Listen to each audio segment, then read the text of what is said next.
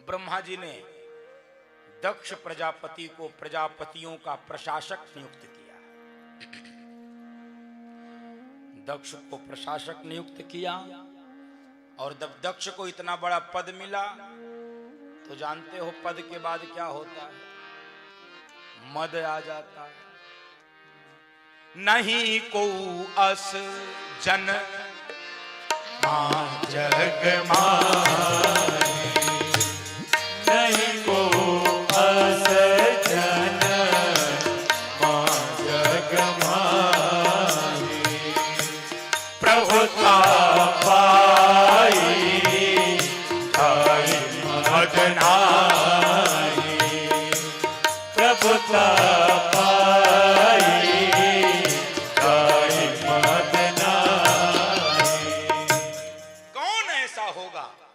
जिसको पद के बाद मद ना आवे। अच्छा देखो ये कब प्रवेश कर जाता पता भी नहीं चलता, ये मद कब आ जाता। देखो करना भी कुछ नहीं है, हिंदी वर्णमाला का अक्षर है क्या? प। प लिखिए प, और इसको जब म बनाना है कुछ नहीं करना, प के पेट को बड़ा कर दीजिए म बन जाता है। प के पेट को बड़ा करो म बन जाता है। ये पद जब अपना पेट बढ़ा लेता है तो क्या हो जाता है? मद। वो भरता ही नहीं है। बंधु माता, यज्ञ का आयोजन किया दक्ष ने, सबको बुलाया, भगवान शंकर को ही नहीं बुलाया। मद का परिणाम अपने ही बेटी दामाद को नहीं बुला रहा है, अपने ही बेटी दामाद। अच्छा, जिनको निमंत्रण मिला था वो भी कम करामाती नहीं थे। दक्ष के यज्ञ का जिनको निमंत्रण मिला था वो भी कम करामाती नहीं थे। उन सबका जो हवाई जहाज है, चार्टेड प्लेन, सब देवताओं का, वो कैलाश के ऊपर से जा रहा है। सा, सा। ये चाहते कोई और हवाई अड्डा देख लेते, कहीं और से उड़ लेते हैं। ये सब जा रहे, कनेक्टिंग फ्लाइट ले लेते। ये सब जा रहे थे ऊपर कैलाश। सती जी सोच रही है सब जा कहां रहे हैं, और दिशा देखा तो कनखल हरिद्वार। अरे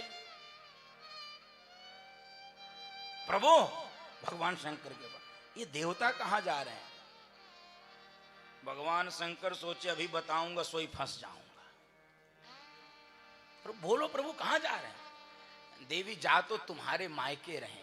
अच्छा, मायके का नाम सुनते माता एकदम बीमार भी रहे सोई तैयार हो जाती। हाँ चलो ठीक।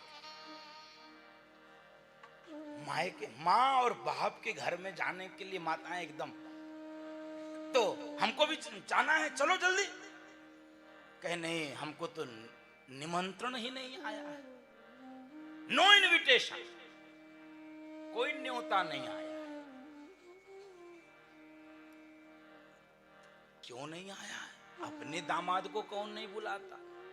दामाद तो पूज्य होता है, मान्य होता है। भगवान शंकर मन ही मन मुस्कुरा रहे हैं, वो तो हम ही जान रहे हैं हम कितने पूज्य हैं।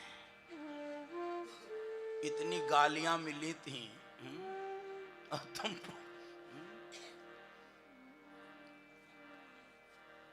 देवी निमंत्रण नहीं है, मत जाओ।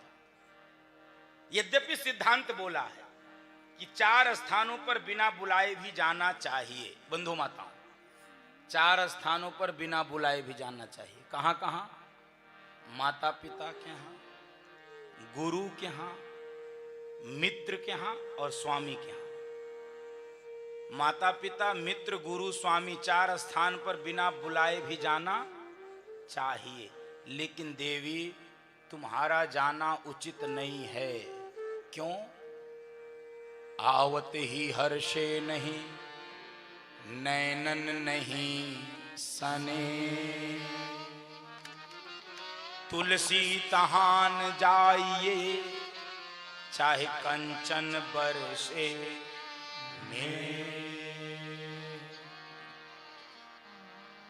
मत जाओ, वहां पर मत जाओ जहां पर बात के जाने के बाद लोगों के मन में आनंद न हो, लोगों के मन में आपके प्रति आंखों में प्रेम न हो, मत जाओ। चाहे कोई कितना बड़ा दरबार हो, न जाओ। ये शास्त्र कह रहा है, मत जाओ देवी, मत जाओ। लेकिन वही हुआ जो पहले हुआ था। कहां मानने वाली है? 2-3 बार समझाया, मत जाओ मत जाओ मत। अब ये पीछे पड़ी थी तो कहे जा, जा, जा, जाओ। तुम कहे नहीं, हम नहीं। तो गढ़ों के साथ भेज दिया, गढ़ों के साथ। बंधो महताओ,